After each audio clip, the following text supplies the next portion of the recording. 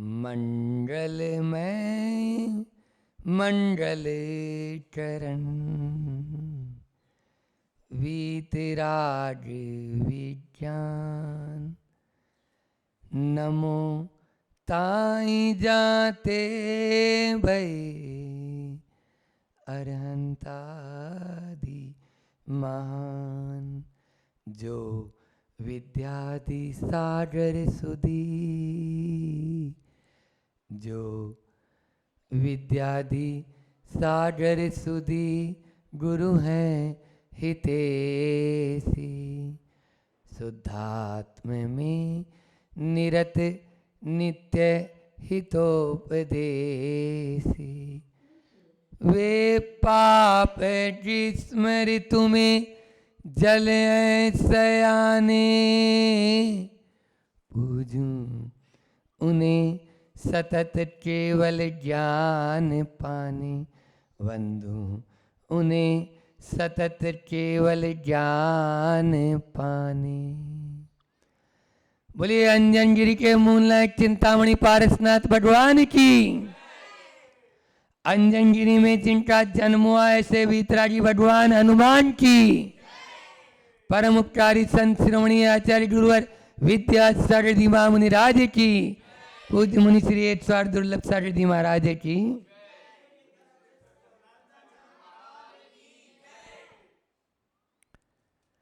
जब क्रोध की स्थिति उत्पन्न होती है तो क्षमा गायब हो जाती है। जब दूसरों की बढ़ती को देखकर हर्ष होना चाहिए वहां पर ईर्ष्या उत्पन्न होती है। दीनहीन पर करुणा का भाव होना चाहिए लेकिन वहां पर घृणा का भाव आ जाता है। और दुर्जन को देखकर कुमार्ग पर चलने वाले को देखकर हमारे मन में साम्य भाव होना चाहिए लेकिन वो नहीं आ पाता है। वहीं पर अधर्म है, वहीं पर अधर्म है, वहीं पर हम अपने आप से बाहर हैं। ये समझ लीजिए अपने आप से। विगत दिनों में अपन ने इसका विपरीत कि धर्म के मार्ग में शुरुआत कैसे हो, अपने अंदर में साम्य भाव हम कैसे लाएं, समता के परिणाम कैसे हों, किस प्रकार से हम दूसरों की ऊपर क्रोध की बजाय क्षमा धारण करें, दूसरों को देखकर हर्ष हो, वहाँ पर ईर्ष्या न हो, किसी दीनहीन को देखकर हमारे अंदर में करुणा का भाव आए, घृणा का न हो, और जो हमारे से विपरीत चल रहा है उस पर भी हम साम्य भाव रखें। यह सामायिक पाठ की पहली कारिका के माध्यम से सीखा। फिर कल अपन ने भेद विज्ञान के ऊपर देखा कि भेद विज्ञान शरीर अलग आत्मा अलग, ठीक है ना। उसका स्वभाव अलग, मेरा स्वभाव अलग। जब तेरा मेरा संबंधी नहीं, जब संबंधी नहीं है तो फिर क्यों एक दूसरे को मिला रहे। लेकिन हम शरीर को आत्मा मान लेते हैं और आत्मा को शरीर मानते हैं, जबकि शरीर कभी भी। तो भेद विज्ञान के द्वारा ही आज तक जितने भी सिद्ध हुए और आगे भी जितने भी सिद्ध होंगे वो किसके आधार पर हुए? भेद विज्ञान के आधार पर। और भेद विज्ञान के अभाव में संसारी प्राणी, कल मैंने कहा था कि हम सब जेल में बंद हैं, सभी संसारी प्राणी, क्योंकि शरीर रूपी जेल में बंद है या नहीं है। आत्मा जब तक स्वतंत्र नहीं होती, सिद्ध अवस्था को प्राप्त नहीं करती, तब तक हम सब परतंत्र हैं। उस परतंत्रता को दूर करने के लिए कल आपको 4 हमने उपाय दिए थे कि भेद विज्ञान क्या, ज्ञान 4 शब्द दिए थे, ज्ञान, अज्ञान, विज्ञान और भेद विज्ञान। तो ज्ञान, अज्ञान और विज्ञान से बचें और भेद विज्ञान की ओर चलें। और फिर आपको बताया था, कल समय कम था तो रह गया था, आज बता देते हैं कि 4 प्रकार का भेद विज्ञान हमारे भी अंदर में होता है। एक कर्म रूपी भेद विज्ञान, एक नो कर्म रूपी भेद विज्ञान, एक गुणी रूपी भेद विज्ञान और पर्यायी रूपी भेद विज्ञान। अपन इस शरीर में इंद्रियां हैं, आप लोगों को भी भेद विज्ञान होता है, कैसा? देखो, आंखों से देखते हो, आप लोग भेद विज्ञान करें, क्या देखना और क्या नहीं देखना, भेद हो गया ना। हम तो सब चीज वो देखते हैं जो नहीं देखना चाहिए। इसलिए भेद विज्ञान सबसे, कानों से क्या सुनना और क्या नहीं सुनना, मुझसे क्या खाना और क्या नहीं खाना, मुझसे क्या बोलना और क्या नहीं बोलना, किस प्रकार से हमें क्या सूंघना और नहीं सूंघना, ये पांचों इंद्रियों से अपन को लगाना है। ये भी भेद विज्ञान है। इसी भेद विज्ञान के माध्यम से धीरे धीरे हम आत्मा के तक पहुंचेंगे। तो कल अपन ने ये बात की, आज थोड़ा सा और आगे चलते हैं और तीसरे चरण में, क्योंकि अपन को तो कम समय में अपनी पूरी बात करनी है, तो इसलिए अल्प समय में ही सामायिक किसे कहते हैं। बहुत लोग पूछते हैं महाराज जी सामायिक किसे कहते हैं। खुद आचार्य अमित गति महाराज इस कारिका में बता रहे हैं। पहले हम उच्चारण करते हैं, आप लोग भी उच्चारण कर सकते हैं। इनको दे दो। तीसरा चरण है ना, एक बार मैं बोलूंगा और आप लोगों को उच्चारण करना है।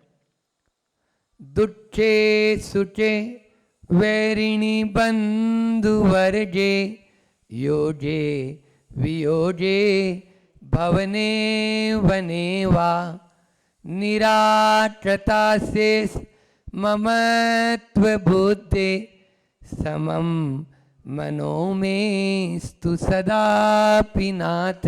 बोलो, दुखे सुखे वैरिणी बंधु वर्गे, योगे वियोगे भवने वने, निराकृता शेष ममत्व बुद्धि, समम मनो में तु सदा पिनाथ। बहुत सुंदर। कि क्या करना है? समम मनो में तु सदापि नाथ है। हे नाथ, सदापि मेरा मन किस प्रकार से समता को प्राप्त हो, कैसे प्राप्त होगा? तो आचार्यों ने चार बात बताई यहां पर भी। इन चारों में आप समता रख लो, आपका मन साम्य भाव में आ जाएगा। काय में? सबसे पहला बताया, चार विरोधी जोड़े हैं ये, चार विरोधी जोड़े आचार्य अमित गति भगवान ने अपन को दे दिए। ये एक लॉलीपॉप है, इसको चूसते रहो, बस आपको आनंद आएगा। दुख और सुख, इसमें क्या रखें? समता रखें। चाहे दुख हो चाहे सुख हो। वैरिणी बंधु वर्गे, वैरी यानी शत्रु, शत्रु हो और या मित्र हो, शत्रु हो या मित्र हो, हम समता रखें। फिर योगे वियोगे, योग यानी संयोग हो या वियोग हो, हम समता रखें। और चौथा चरण, वा अथवा भवने वने वा, भवन हो या वन हो, इसमें भी हम समता रखेंगे। ये कब रखेंगे? इन सब में जब हम निराकृता से ममत्व बुद्धि से दूर हो जाएंगे। हम क्या करते हैं, अभी तो चिपट जाते हैं अपने, कोई मान लीजिए घर में कोई शादी ब्याह आ जाए तो खूब नाचते हैं, और थोड़ी सी कोई गड़बड़ हो जाए किसी को, रोने लग जाते हैं। क्या हो गया? सुख और दुख में समता रखी क्या? क्योंकि हम ममत्व भाव में आ गए। अच्छा ये बताओ, देखो एक उदाहरण देता हूं जिससे आपको समझ में आ जाएगा जल्दी से। कि दादाजी बाजार जा रहे थे, बैठे हैं दादाजी, तो बच्चे ने कहा मेरे लिए लड्डू लाना, मेरे लिए लड्डू लाना। और बच्चे के पिताजी ने भी कहा हाँ बहुत दिन हो गए, मिठाई ले आना, अच्छा रहेगा। अब दादाजी बाजार से लड्डू लेके आए, दादाजी बाजार से लड्डू लेके आए। एक लड्डू पोते को दे दिया और एक लड्डू अपने बेटा यानी उसके पिताजी जो थे उनको दे दिया।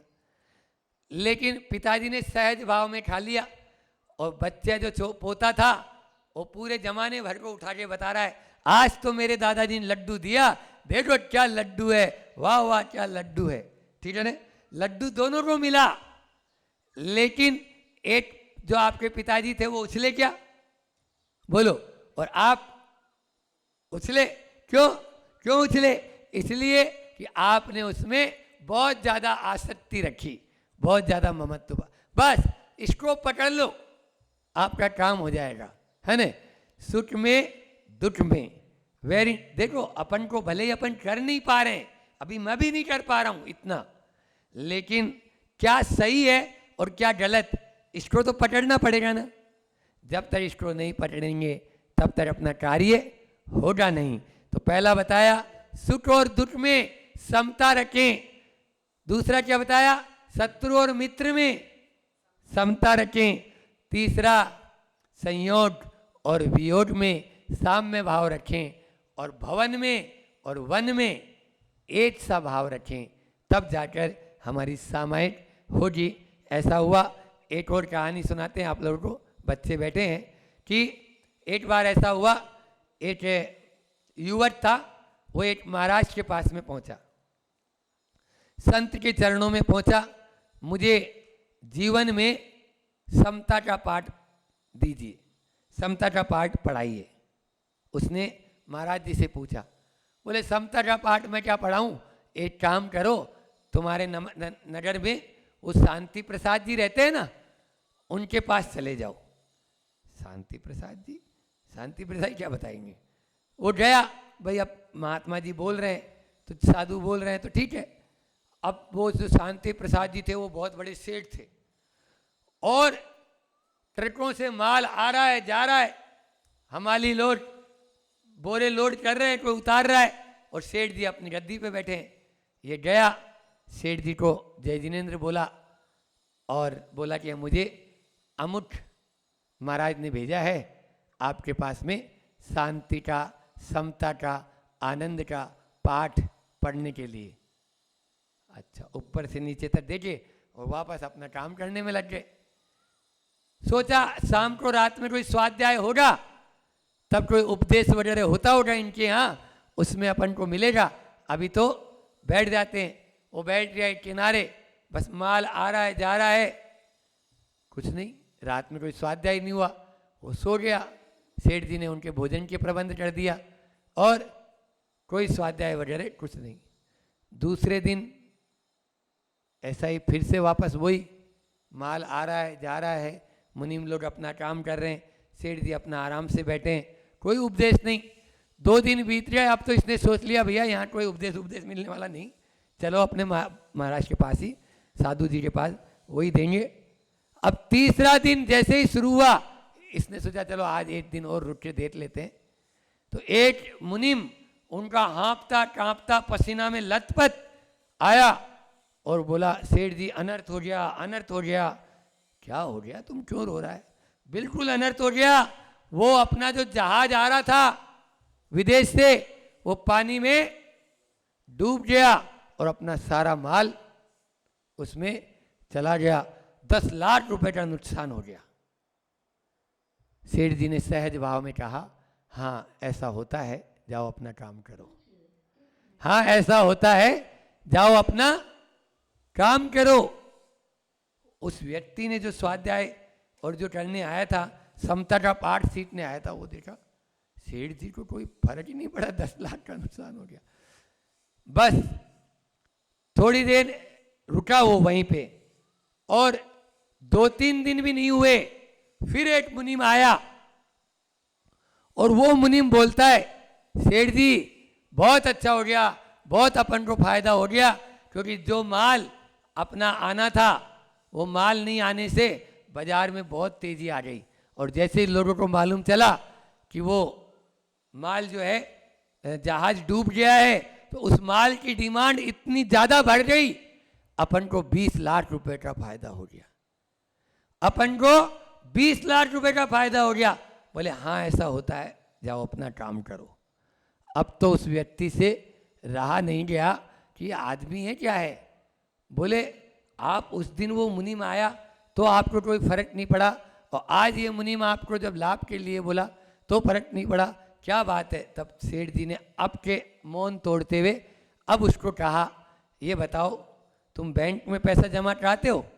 बोले हाँ। तो बैंक में तुम पैसा 1 लाख रुपए जमा कराने गए तो कैशियर को कोई फर्क पड़ता है?